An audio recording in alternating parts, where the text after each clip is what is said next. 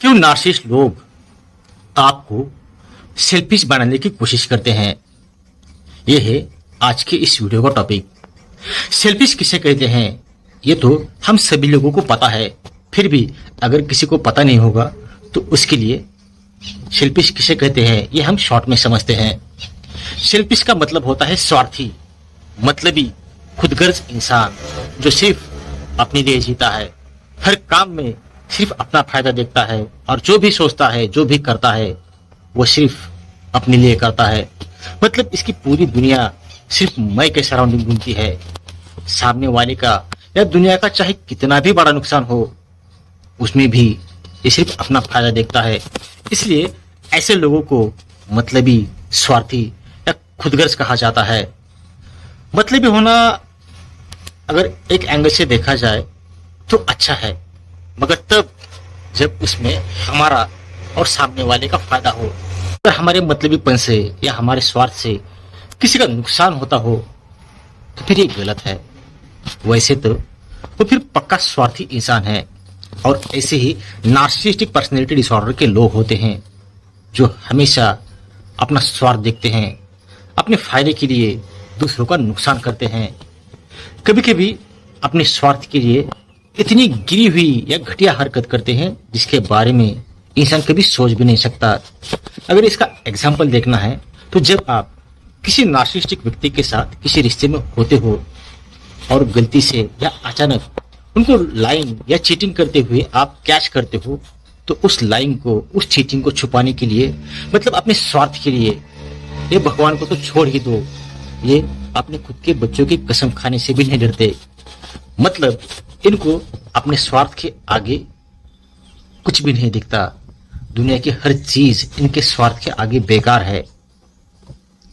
इतने मतलबी इंसान होते हैं और इसी क्वालिटी का ये भी आपको तब बांधने की कोशिश करते हैं जब आप उनके साथ किसी रिश्ते में होते हो। अब इसके पीछे क्या क्या रीजंस होते हैं चलिए देखते हैं। तो इसका सबसे पहला रीजन होता है जेलसी। लाइफ में शुरू से जो भी आप सोचते हो या जो भी आप करते हो वो दूसरे का फायदे का करते हो, दूसरे के लिए करते हो। अपना खुद का फायदा आप कभी नहीं देखते, जिसकी वजह से जितने भी लोग आपसे जुड़ते हैं वो दिल से, निस्वार्थ से जुड़ते हैं। लेकिन जो स्वार्थी मतलबी लोग होते हैं वो जो भी करते हैं या जो भी सोचते हैं वो हमेशा अपने लिए सोचते हैं। इसलिए इनसे जितने भी लोग जुड़ते हैं वो भी इनको अपने स्वार्थ के लिए, मतलब के लिए जुड़ते हैं और अपना स्वार्थ पूरा होने के बाद ये इनको छोड़ देते हैं। ये फर्क होता है स्वार्थ और निस्वार्थ में। और निस्वार्थ भाव का एक सबसे बड़ा फायदा है अंदरूनी सुकून जो सिर्फ आपके पास होता है। मतलब स्वार्थी लोगों को दुनिया की चाहे कितनी भी बड़ी चीज मिले, साथ में सुकून ना मिलने की वजह से वो भिखारी की तरह रहते हैं। और जो निस्वार्थ लोग होते हैं, जो दूसरों के लिए जीते हैं, उन्हें चाहे कुछ मिले या ना मिले, या दूसरों के लिए जीते वक्त चाहे कितना भी बड़ा नुकसान हो, उनके दिल में एक अंदरूनी सुकून होता है जिसकी वजह से वो एक राजा की तरह फील करते हैं और एक राजा की तरह जीते हैं।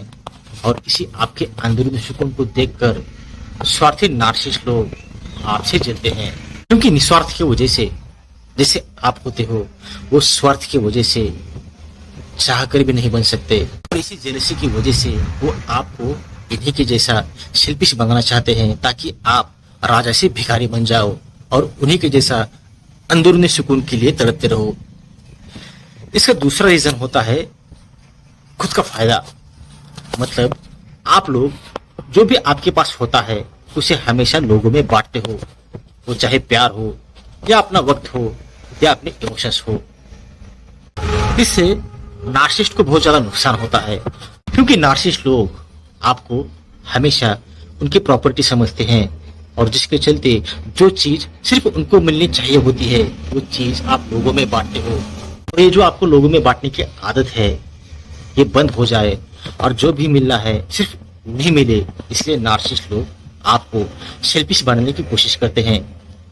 इसका तीसरा रीजन होता है कंट्रोल। यहाँ पर मैं आपको अपना पर्सनल एग्जांपल दूंगा।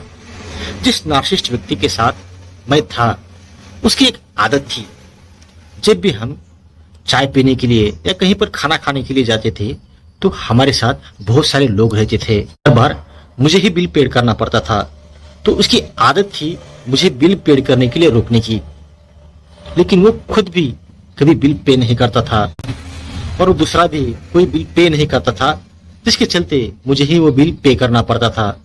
लेकिन इस बहाने से, मतलब बिल पे करने से रोकने से, वो मुझे बहुत ज्यादा केयर दिखाता था और मुझे भी ऐसा लगता था कि ये इंसान कितना मेरा ख्याल रखता है, कितना मेरे बारे में सोचता है, ये मेरा नुकसान होते हुए नहीं देखना चाहता।